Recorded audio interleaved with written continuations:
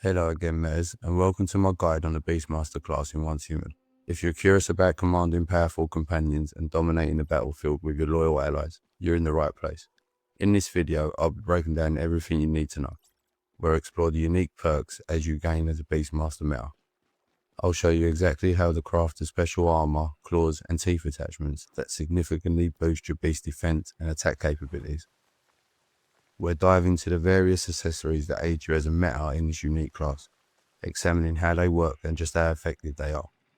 Crucially, we'll also take a comprehensive look at what we need with the special mutant genes to do for your companions, unlocking their true potential.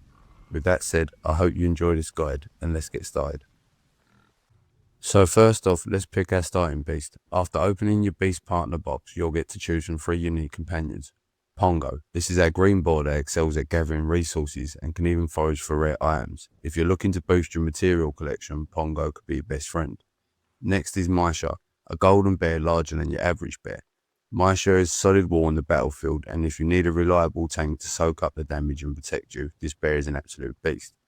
Next is Shiro, a sleek white wolf. Shiro is a late bloomer but has the incredible ability to evolve during battle, becoming significantly stronger. For my run, I decided to go with Misha, as the defense capability really caught my eye. Once you've claimed your chosen beast, you'll notice a significant change when you're out looking for more to tame. Wild beasts no longer run away from you as a Beastmaster, and even better, you can now see their traits beforehand. This means you won't waste time capturing a beast only to inspect it and realise it's not what you're looking for. For example, here you can see I find an A-class fawn with a new mutant gene. I'll explain later what these are and how to use them. Next, I spotted an S-class doe that has some really nice perks that I can select with the selective breeding ability, which is another perk we will gain as a Beastmaster.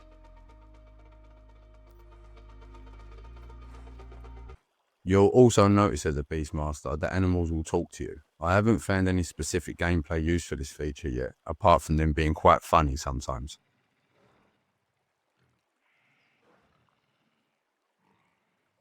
Next, let's look at the whistles and how they work. You can craft 3 different types: red, blue, and green. All of them are made at the workbench and require the same resources: 10 copper ingot, 1 rubber, and 3 adhesive.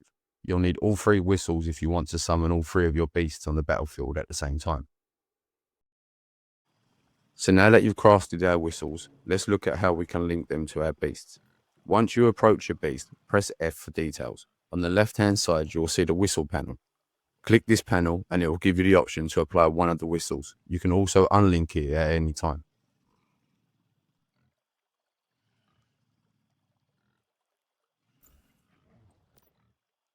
Another way to do this is to press T for details, and at the top right you'll see Link Beast Whistle. Once you click this, simply choose the whistle you want and which animal you want to link it to for that specific whistle.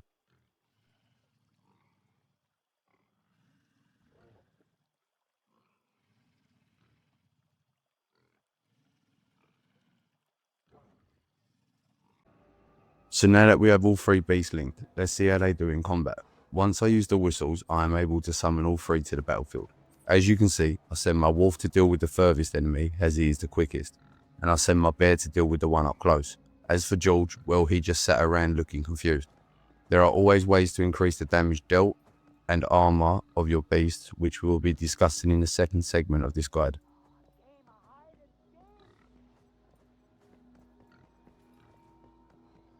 There are also special genes you get from killing certain enemies with your beast. For this one, I received the Vulture gene, as these were the Vulture group. So what does the Vultures gene do? Vultures factor. A gene factor capable of countering the power of vultures, used to craft various mutagenic genes, has a chance to drop when a Beastmaster beast partner defeats a vulture. So now let's take a look at what these genes actually do. There are a total of 4 types: Vulture, Deviant, Rosetta, and Great One. All of them require the same resources to craft. 10 of their required gene, meaning 10 Vulture genes for the Vulture gene, etc. 10 mutant genes, which you can acquire when slaughtering a beast that has the mutant perk as shown on screen, and 150 Stardust souls. You can drop the other corresponding genes from their specific enemy type. So what does the Vulture mutagen do?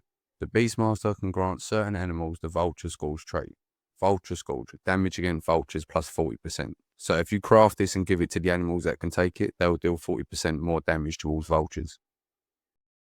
Next is the Rosetta mutagen. The Beastmaster can grant certain animals the Rosetta Scourge trait. Rosetta Scourge damage against Rosetta plus 40%. So again, you just gain a 40% damage from your beast, but this time against Rosetta.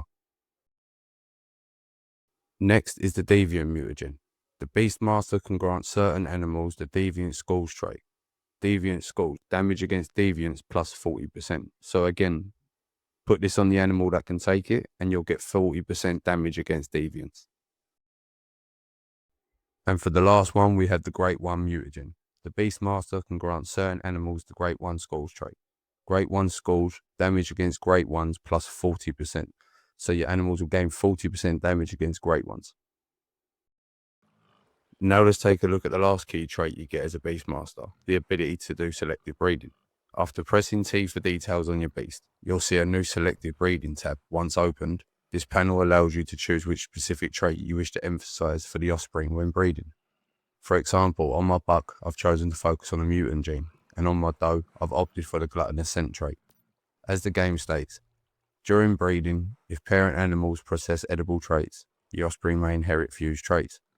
So if I'm lucky, the baby born from these two parents may inherit gluttonous scent too, giving me an even stronger version of that trait. This really opens up possibilities for customizing your future companions. I will be discussing more about these mutant combos a bit later on in the guide. So now let's take a look at the accessories for our beasts. So to start off with, we've got the metal claw. And if you make it with steel ingot, you get a plus 10% to animals attack, 20% for tungsten, and for stardust ingot, you get an attack of 30%. So what does it do? Improves gathering for medium and large animals, letting them collect harder. More advanced ores like aluminium ore, tungsten ore, silver ore, gold, and stardust ore. So now let's see how the metal claw attachment works. As you can see, my boar currently has an attack power of 2,745. After applying the metal claws, his attack immediately jumps up to 3,568, which is a really nice increase. These attachments clearly make a significant difference in your beast's offensive capabilities. As for gathering ores, I've only managed to get acorns and peanuts so far. However, I'm confident that once I unlock the gathering expert trait, I'll start seeing some actual ores. It might make sense that a specialized Beastmaster would eventually be able to send their companions out to find more valuable resources. Next, let's take a look at the metal dental set.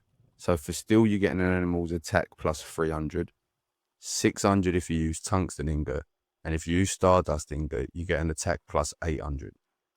Sharpened fangs for a greater threat, significantly boosting the combat strength of the equipped animal.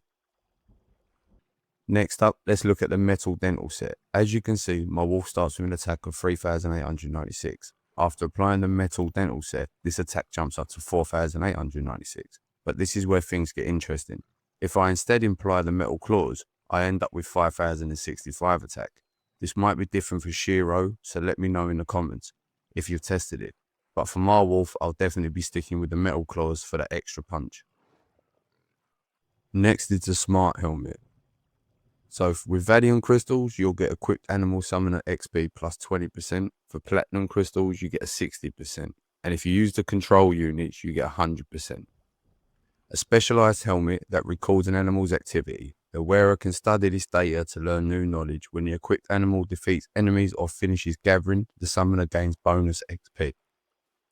So now let's see how it works. So without applying the smart helmet, when my bear defeats a target, I get a basic experience of 6.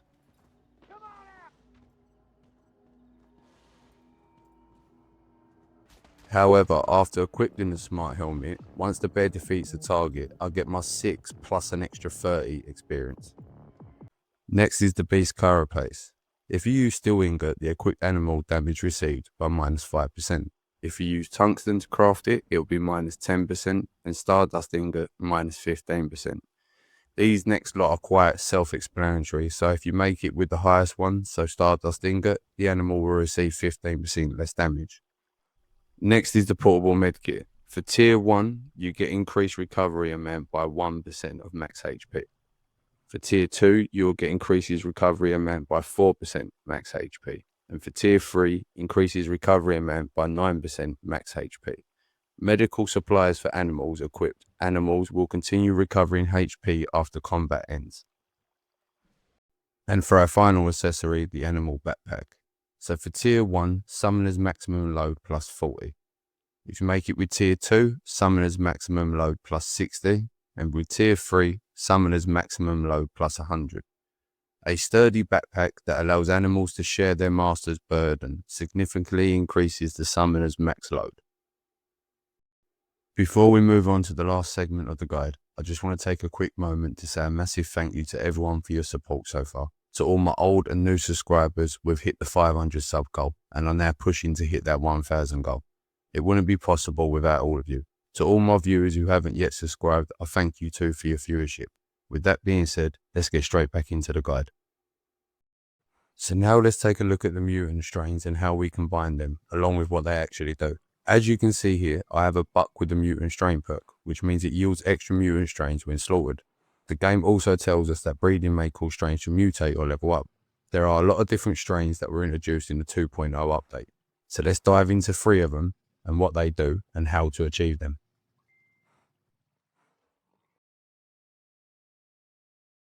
I've put together 3 segments to make it easier for you to see just how many different combinations there are within this mutant gene update.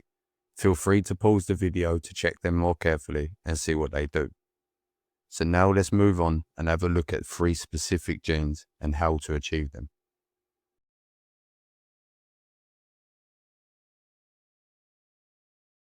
So now let's take a look at a couple of these fusible traits. For example, the treasure hunter trait would require one parent to have the mutant gene and the other parent to have the treasure hunter gene.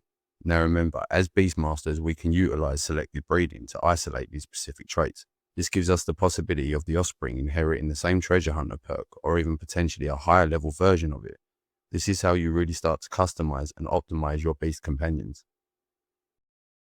Next, let's take a look at the fireborn trait.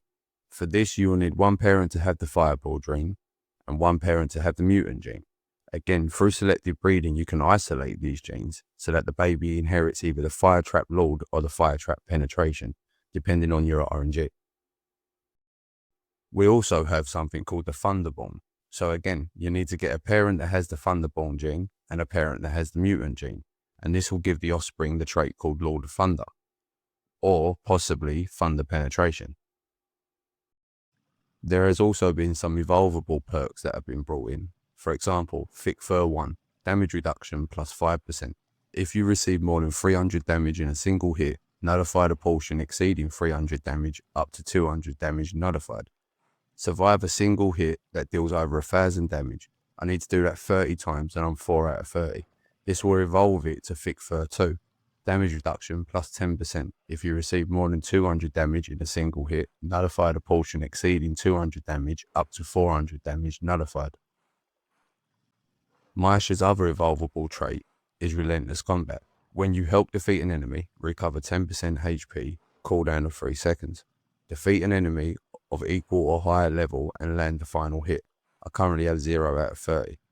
It will evolve into Relentless Combat 2. When you help defeat an enemy, recover 15% HP with a 3-second cooldown. Next, we have the mutagen that you can craft at your workbench. Take note, you can't make these on the lower grade workbenches the same as the accessories for the animal. With this mutagen, you can take, for example, 10 golden wool and then create a mutagen that allows you to give that golden wool sheep bloodline to a certain animal, so other goats if they don't have it. And this is also available for all the other styles of skins and furs that are available in the game. You just need to get the amount that is required and the other resources, craft a mutagen, and then you can give this mutagen to the animals that are able to take it. Next, let's take a look at the factors that you can get for the genes. So to start with, let's look at the fire trap factor. A gene factor imbued with the power of flames, used to craft various mutagenic genes. This has a chance to drop when a Beastmaster's beast partner defeats enemies that wield fire-based powers, and this will be the same for the others, so thunder, frost, pollution. So as you can see here, as I change from fire trap to thunder, it tells me that now I need the thunder gene, but then it also tells me that I can give this trait to an animal that is able to take it. Same with the frost, and then same with the pollution. So this means that if you create these mutagens, you can actually determine what animals have what traits. You can give the specific trait you want to a specific animal.